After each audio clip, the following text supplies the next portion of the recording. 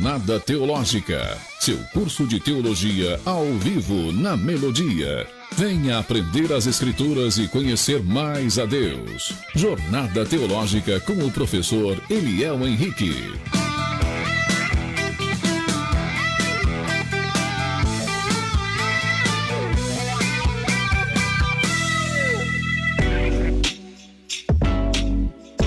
Família Delta, Jornada Teológica, é sempre um prazer e uma honra estar aqui com vocês. E hoje, para mais um programa abençoado. Vou fazer uma perguntinha, como é que foi a sua semana, né? A semana passada, esse final de semana, o que você nutriu, o que você aprendeu, o que você buscou, como é que foi realmente o seu final de semana. Alguns talvez, né, foi para a igreja, ou uma conferência, ou até mesmo ficou em casa, mas ambas as escolhas, ela requer realmente um tempo, e hoje eu quero falar sobre o Novo Testamento, e ali foi um novo tempo, uma nova perspectiva que surgiu ali em Israel. Então hoje, vamos conversar um pouquinho sobre o Novo Testamento. Ah, professor, a gente estava em Apocalipse, você pulou para o Novo Testamento, o que foi? Vou explicar, gente. Estamos ali trabalhando um pouco sobre simbologia, o satanismo, mas eu preciso fazer paralelo com algumas coisas da Bíblia também. Então a gente vai estudar um pouco ali sobre Jesus, os seus discípulos, como que ele montou algumas coisas para a gente entender como que algumas religiões, seitas, têm tirado o foco de Cristo e dos discípulos, tá bom? Então a gente vai entender de forma bíblica para depois voltar para ser seitas e afins. Mas vamos orar, queridos, para que Deus possa nos abençoar, estar conosco e nos ajudar a crescer em conhecimento, estatura e graça. Amém? Pai amado, Pai querido, muito obrigado. Te agradecemos, te rendemos glória e graça por esse dia. Que o Senhor venha nos abençoar, Pai, para entender a Tua palavra. Abençoe cada ouvinte aí. Que o Senhor possa estar conosco, nos dando sabedoria e discernimento. Te agradecemos em nome de Jesus. Amém. Vamos lá, queridos. Desde já, quero pedir que vocês peguem aí a sua Bíblia, o seu caderno, tá bom? Vamos anotar, vamos aprender, sempre anotando. Quem anota aprende mais. E nada melhor, né? Uma frase que um pastor amigo meu dizia: melhor uma caneta fraca, né, do que uma cabeça forte. Ou seja, mais fácil você confiar no que você escreve do que você está retendo aqui e talvez esqueça depois com o tempo, tá bom? Mas vamos lá, Jonathan, joga esse slide aí na tela e vamos para nossa aula aí. Lembrando nossos ouvintes, fiquem ligadinhos, tá, gente? Para perguntar, mandar oi aqui, ó, no direct. Nossa, ó, já tô com Instagram, já está aberto. Também estou com o WhatsApp aberto. Lembrando, gente, quer fazer parte da Jornada Teológica, quer mandar mensagem, quer concorrer a livros, a um curso gratuito, então entre no nosso WhatsApp, que nossa equipe vai te responder. Ó, anota aí, hein? 77991145192, beleza? Então vamos lá. Ó, assunto de hoje importantíssimo: Novo Testamento. E agora vai entrar algo muito forte. Quem conhece ali aquela imagem muito famosa da série chamada The Chosen, em inglês, O Escolhido ou Os Escolhidos?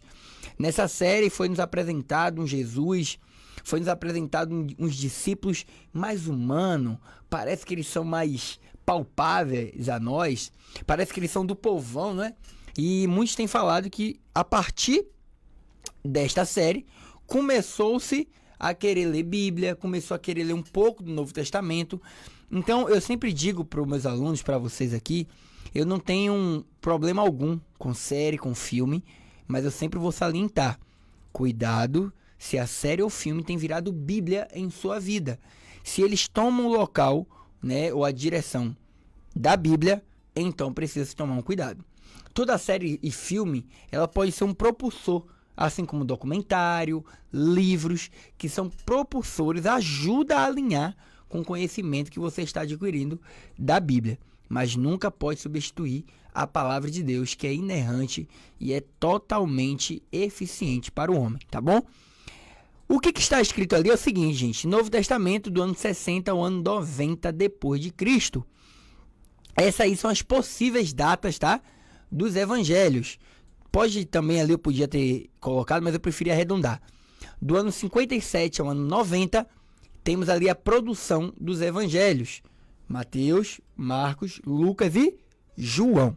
Mas vamos lá. Quando a gente vai falar sobre os evangelhos, eles vão ter um nome específico no mundo teológico. Se chama de evangelhos sinóticos, que é uma palavrinha do grego, sinóptico, que é mesma visão, ou que contém a mesma visão. Então, quando a gente olha para os evangelhos, eles trabalham com o mesmo personagem, que é Jesus e os discípulos. Eles trabalham com a mesma roupagem de tempo, geográfica, idiomática. Então, quando você vai ler, você segue uma linha de raciocínio única e pronta. Mas também no mundo acadêmico, a gente vai dizer que João não é sinótico. Por quê? Porque a visão de João sobre Jesus e o ministério dele é totalmente diferente. Vamos entender um pouquinho isso de uma forma bem calma e tranquila? Quando a gente pega Mateus, a gente percebe que a roupagem de Mateus, ela é mais voltada à lei, ela é mais voltada ali aos ritos farisaicos, ela é mais voltada às seitas dos saduceus, escribas, fariseus. A gente percebe a ênfase no Antigo Testamento. Então a gente sabe que Mateus escreve para o povo judeu, né, de fala ali judaica e hebraica, só que com a visão totalmente Antigo Testamento da lei. Quando eu pego Marcos, ele já escreve para o povo gentil, mas a sua roupagem ali também, junto com Lucas também, que é similar, o povo romano ali, ele faz uma roupagem de um Jesus servo, de um senhor ali, é uma outra pegada. Lucas, mesma coisa, tá? Eu não vou ser longo em cada um, porque vamos estudar evangelho por evangelho, versículo, capítulo e versículo, tá bom? Então fiquem tranquilos que teremos essa aula aqui. Então acompanha a gente. Já João não. João, de todos os evangelhos, não apresenta Jesus como homem, nem como servo, nem como senhor, nem como mestre, mas João é o único a falar assim, ó. E o verbo se fez carne, hakia ho logos, em grego, e o logos, a palavra, se fez carne. Então olha que forte. De todos os discípulos, o que parece que entendeu o jogo de quem estava ali não era apenas o Filho de Deus, mas o próprio Deus encarnado. Ele escreve um evangelho, como também as cartas de João, 1ª, 2ª, 3ª João. O Apocalipse também é de João, o discípulo amado. Então, são registros no qual João tem uma visão diferente da proposta pelos evangelistas, que são Mateus, Marcos e Lucas, tá bom? Mas vamos lá, passa mais um aí, meu querido.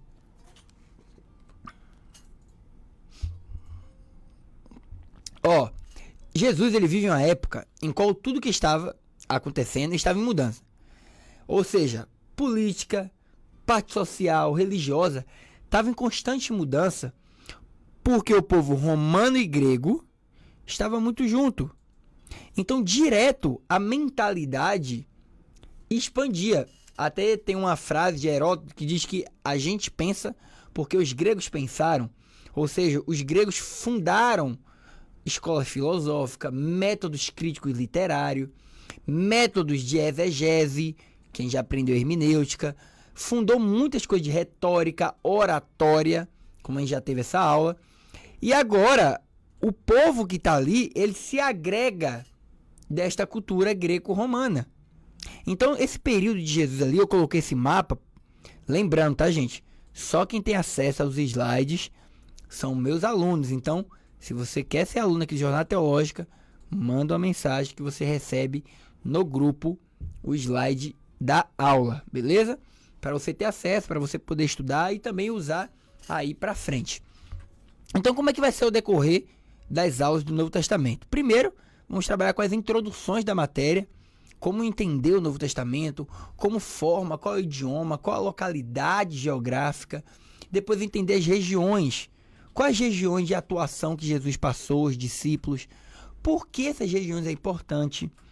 Vamos estender um pouquinho também sobre a história dos discípulos. Hoje, se o tempo nos permitir, iremos pincelar sobre um discípulo. Depois o ministério de Jesus, como que foi o ministério dele terreno, como que ele propagou o evangelho e a mensagem da cruz. Também sobre os apócrifos. Muitos me perguntam, professor, o que é os apócrifos? Eu posso ler, não posso? Jonathan, você já leu algum apócrifo?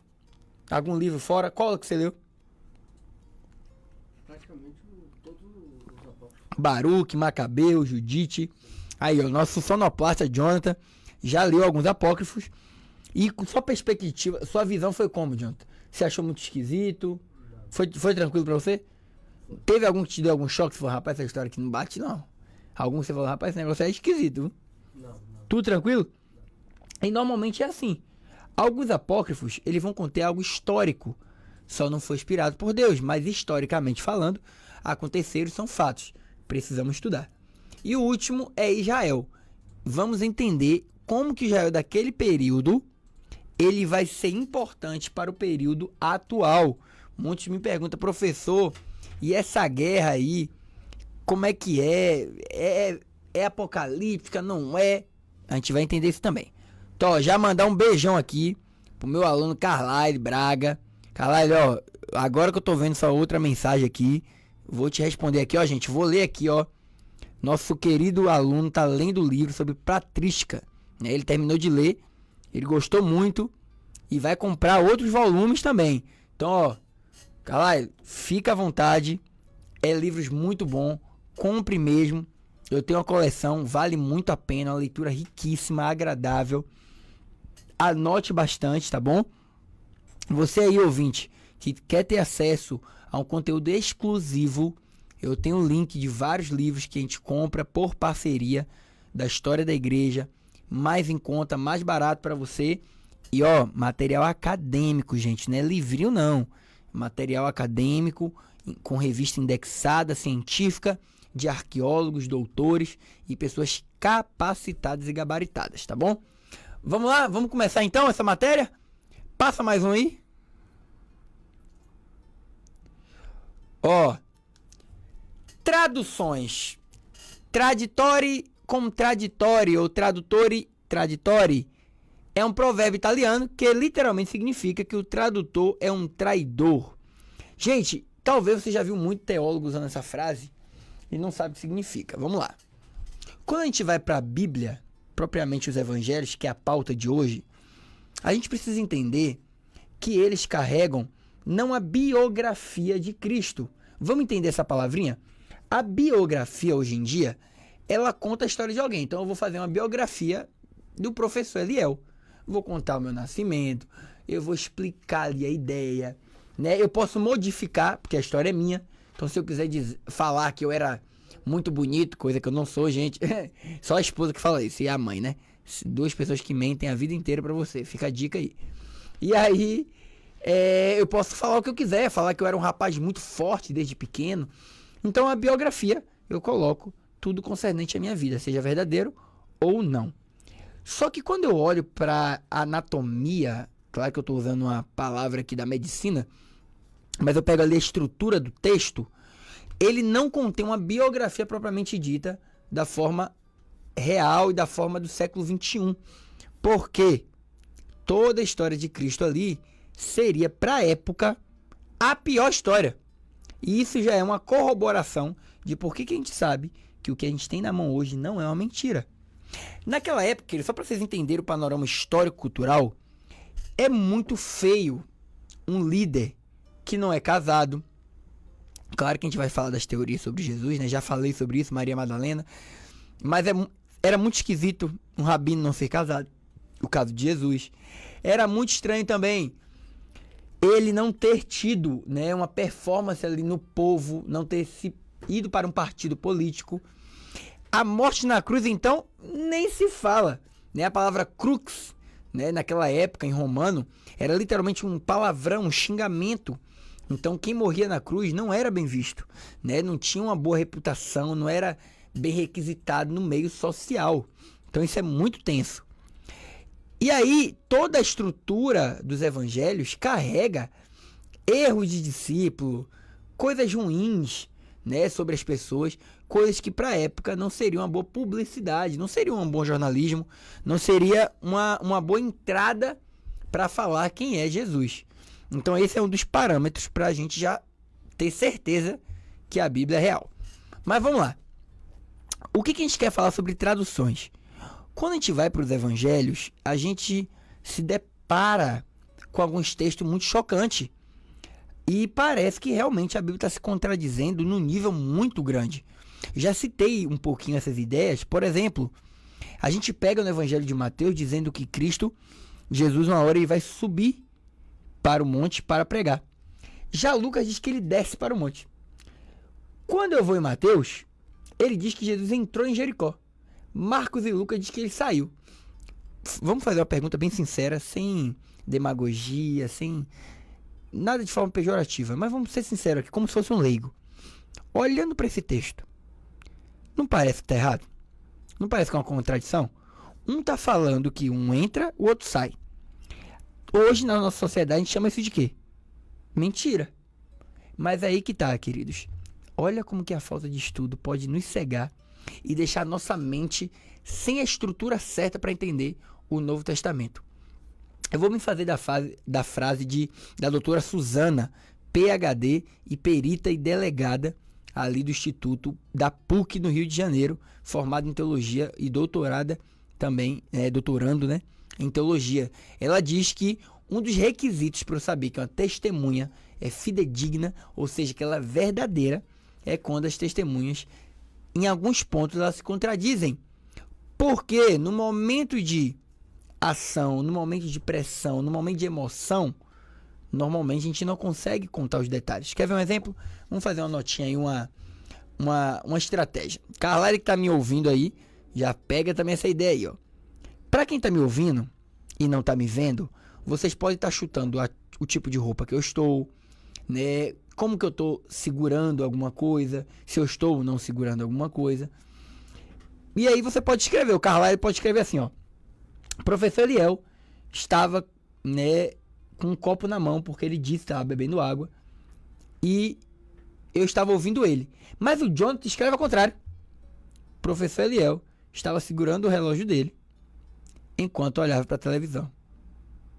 O Jonathan mentiu? Você mentiu, Jonathan? Não. É o seu ponto de vista. O Carlyle está vendo de outro ponto de vista. Então, o que os discípulos estão fazendo são pontos de vista.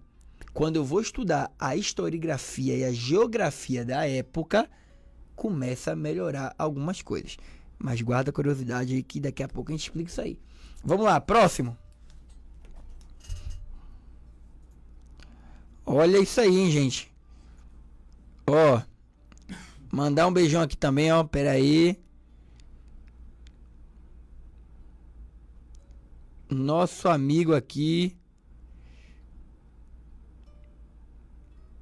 Pera aí, que ó, a galera mandando muita mensagem no grupo aqui. Nosso amigo Edmilson falou que está acompanhando, muito feliz com o programa. E a mente dele melhorou muito, né? O conhecimento dele ali após entender sobre a Bíblia. Vamos lá, gente. Algumas coisas que eles me perguntam, seja aluno, seja pessoas no dia a dia, é que tipos de traduções a gente deveria ler para entender melhor a Bíblia. Eu quero que vocês aprendam 3 coisas diferentes. Existem 3 traduções bíblicas que nos dão um respaldo para estudar. A primeira é a literalista. O que é a literalista? É aqueles textos que pega literalmente, gente, a palavra em hebraico e grego e traduz ao pé da letra. Quer ver um exemplo? Quando a gente vai para o hebraico, tá? Eu vou parafrasear aqui também. O hebraico, ele é normalmente assim, ó. A menina é muito bela e linda. No português, essa frase ficaria como?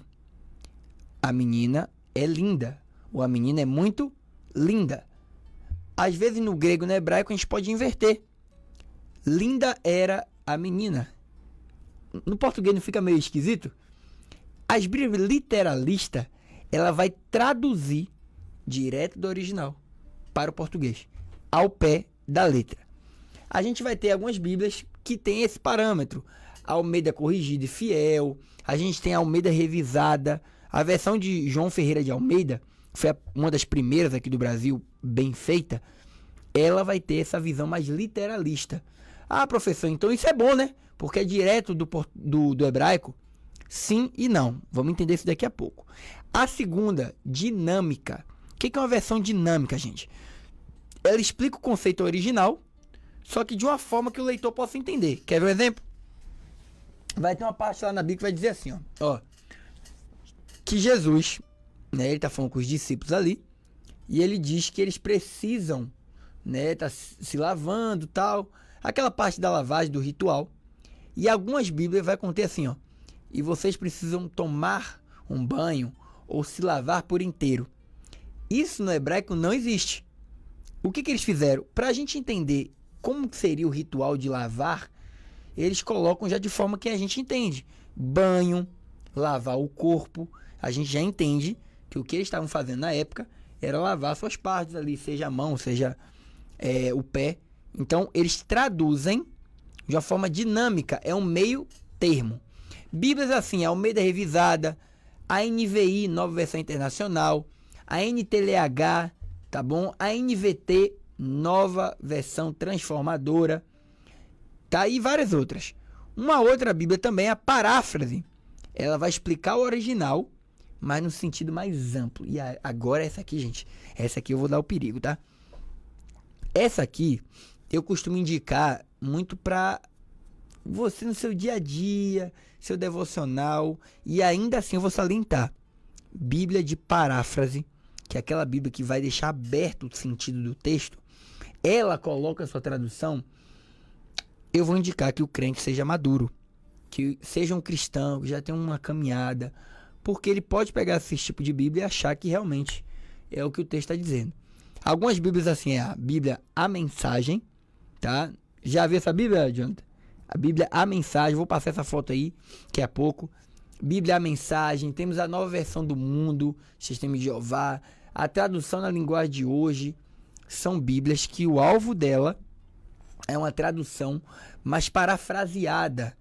Quer ver um detalhe? Tem um texto que diz assim, ó: lance seu pão sobre as águas e ele voltará para vós. Estou só encurtando o texto, tá? Nessas Bíblias vai dizer assim, ó: lance seu dinheiro na água e ele voltará em dobro. Ou lance seu pão na água e ele voltará em dobro. O texto não diz isso, mas a aplicação e a explicação do texto, eles costumam colocar já na tradução. E o maior perigo já ficou claro, né, gente? Quando eu coloco a minha interpretação, o que eu acho do texto, vai ser fadado a dar problema. Então são Bíblias que eu indico tomar muito, mas muito cuidado mesmo, tá? Vamos ver aqui se é algum... Ó, nosso querido aluno falou assim, ó: depende do ponto de vista de cada um, mas o relato não interfere no contexto. Exatamente, Carlai. Os discípulos, eles tiveram ponto de vista, mas isso não interferiu no contexto e nem na mensagem.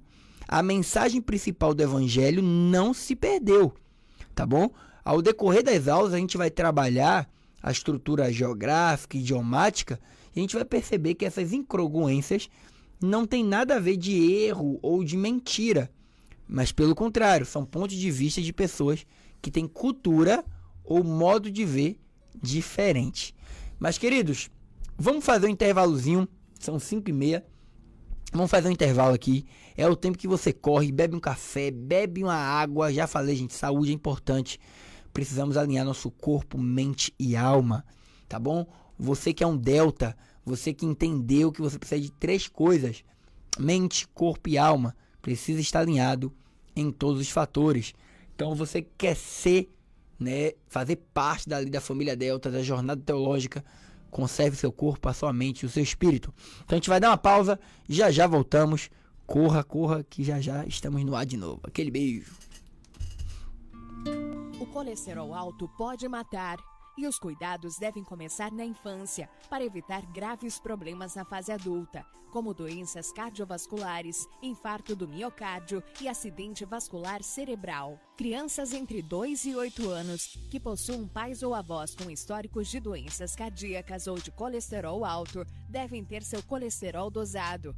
Entre os 9 e 12 anos, toda criança deve ter seu colesterol avaliado. Se o LDL colesterol ou colesterol ruim de seu filho estiver acima de 130 mg por decilitro, procure seu pediatra ou endocrinologista. O colesterol alto de seu filho não é brincadeira. A infância e a adolescência são fases importantes na prevenção das doenças do coração. Fé. Essa força gerada pelo Espírito Santo em nós, que nos faz resistir mesmo quando o inimigo parece maior, que nos faz esperar por um milagre mesmo contra todas as evidências. Fé na palavra que sai da boca de Deus, que alimenta e faz viver. Fé que moveu homens no passado numa caminhada em busca do sobrenatural. Fé que transmitimos, que sentimos, que nos apoiamos, que nos leva a orar. O justo viverá pela fé. E se ele recuar, a minha alma não tem prazer nele, diz o Senhor. Assim é a Rede Melodia. Rompemos em fé. Ligado na melodia, ligado na adoração, ligado com Deus através da oração, ligados em amor, ligados em união, Brasil afora numa verdadeira comunhão. Esta é a rádio que se liga em você, que sempre liga pra gente, que sempre liga contente, pedindo o seu louvor, ou que liga para ouvir uma palavra de conforto quando existe tristeza ou dor. 24 horas por dia falando para gente importante como você. Rede Melodia, ligando o Brasil ao Criador. Muitas vezes temos um consumo não consciente de objetos, de valores, né, que vão nos levar a compartilhamento dessas conquistas e uma certa aceitação, né, na sociedade e um pertencimento de tribo. Será que isso é realmente importante, adquirir determinado bem apenas por questões de que você estará expondo e obtendo uma certa aceitação social? Repense sobre isso, tenha mais educação com as suas finanças, planeje-se, guarde, reserve para que você tenha um futuro melhor. Apoio Melodia, Melodia! Melodia.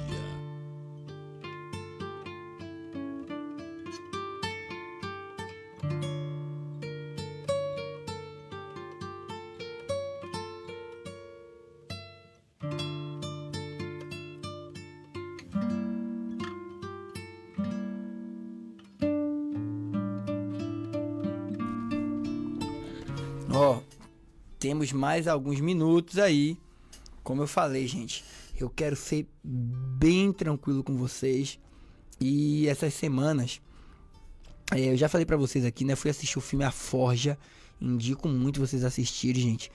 E uma frase que me tocou muito nesse filme foi: os próximos a investir nessa geração vai conquistá-la. Ou seja, a geração que é falada é a minha, né? Eu tenho aqui meus 25 anos, vou fazer 26, e toda a estrutura, né? Toda a estrutura dos jovens hoje é baseada em internet, tecnologia.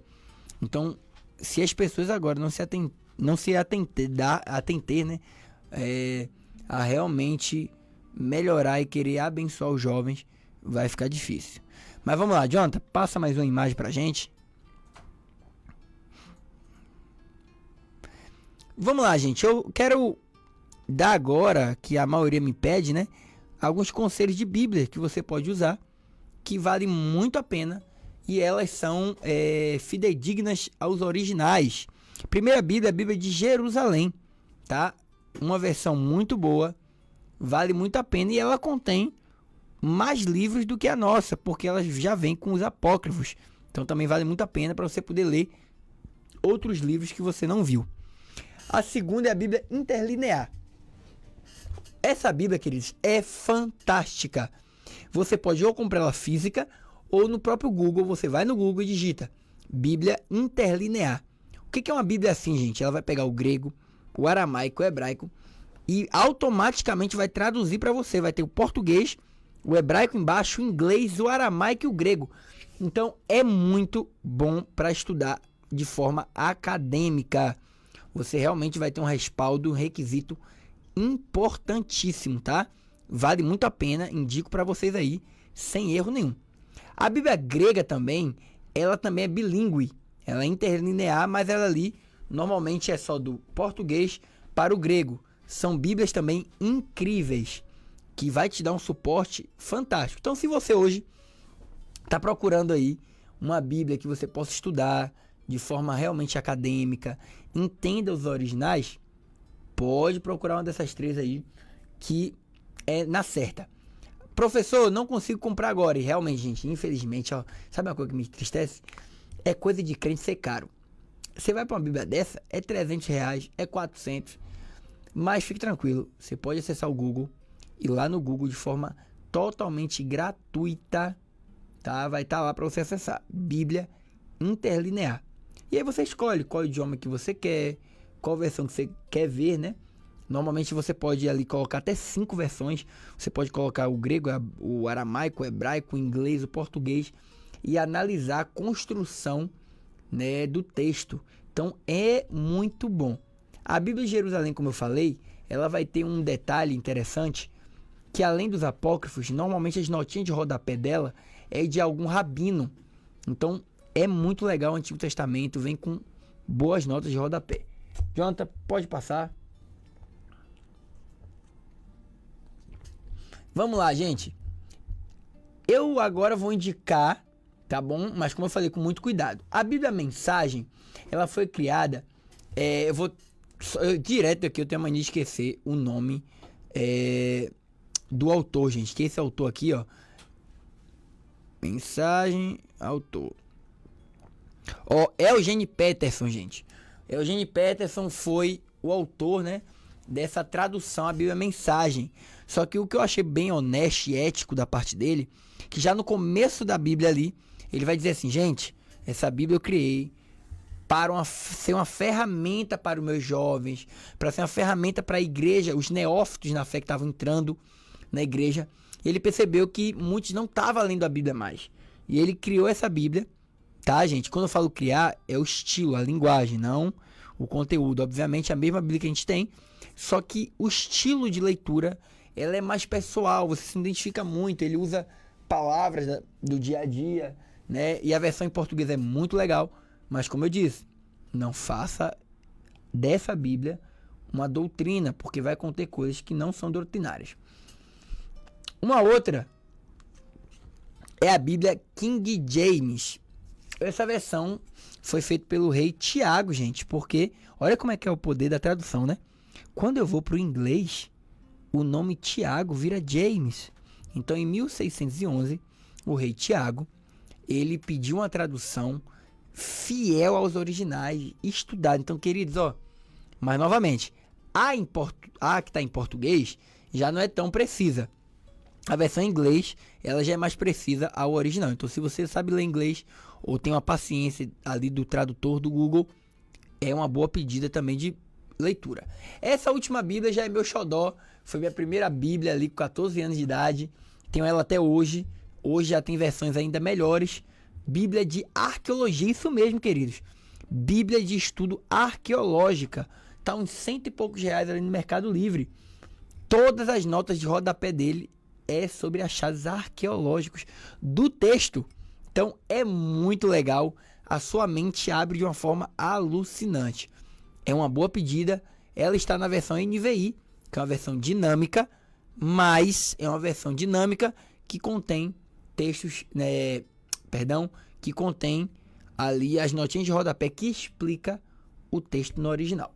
Vamos lá? Mais uma. Gente, mas como eu estou falando, o que é traduções? Quando eu vou falar sobre algumas traduções, eu tenho que ter em mente o seguinte: tradução, se ela anula o princípio e a doutrina, ela se torna perigosa. Agora, se ela não anula nem o princípio nem a doutrina, ela só muda a aplicação, talvez eu dou um um pé atrás, claro, mas eu tenho que analisar o contexto da época. Vamos pegar um exemplo? Aqui no continente, né, América do Sul, quando estamos também na região normalmente litorânea, qual é o dia mais agradável, Jonathan? É sol ou chuva pra gente? Um solzinho, né, pai? Um sol é agradável. Você vai perguntar pra alguém e falar assim, ó, você prefere o quê? O que é um dia feliz pra você? É um dia de sol. Agora, se eu faço essa mesma pergunta no Oriente Médio, e vão me dizer aquela imagem que depois vocês vão ver. Chuva. No Oriente Médio, o dia de alegria é o dia da chuva. Por isso que alguns salmos dizem assim, te regozijo nas chuvas, me alegro enquanto cai a chuva do céu. Porque, gente, a mentalidade lá, local, era qual? Escassez. Muita dificuldade de plantio, porque eram muitos desertos. Então, quando a chuva vinha, era sinal de um bom dia. Então, olha como que uma aplicação pode mudar de lugar para lugar, mas o princípio é o mesmo. Qual é o norte da frase que eu disse aqui? A ideia central é, qual é um bom dia? Um bom dia é o que te alegra. Não importa o princípio, mas a aplicação muda. Um bom dia, talvez, para Jonathan, é um dia friozinho, em casa de boa. Talvez para mim é da aula. Então, o dia feliz pode mudar, mas o princípio é o mesmo. Só mudou a aplicação. Passa mais um, Jonathan. E aqui eu quero que vocês assistam um vídeo. Será que vai sair o som lá, Jonathan? Pode abrir a tela só para essa imagem aí. Pode tirar a minha. E o vídeo já tá solto aí dentro do próprio aplicativo aí. Dentro do próprio slide. Tá.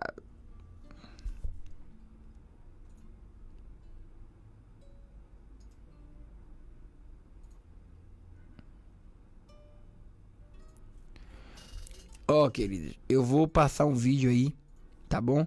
Vocês aí só vão escutar, mas fiquem tranquilos que vamos lançar no YouTube aí hoje e vocês vão ter acesso. Estamos aqui só colocando aqui. Não baixou como vídeo, né? Tá como vídeo, não? Passa mais uma imagem, então, que eu vou explicar uma ideia aqui.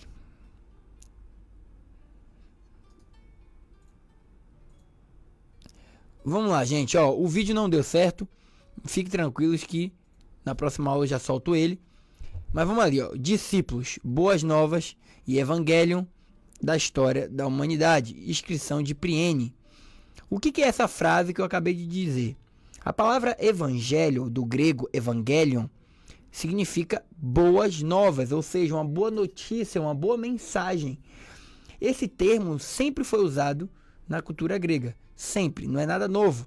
Apenas Cristo e os discípulos, né, usaram esse mesmo termo para se valer da boa notícia que seria propagada a partir de Cristo e dos discípulos.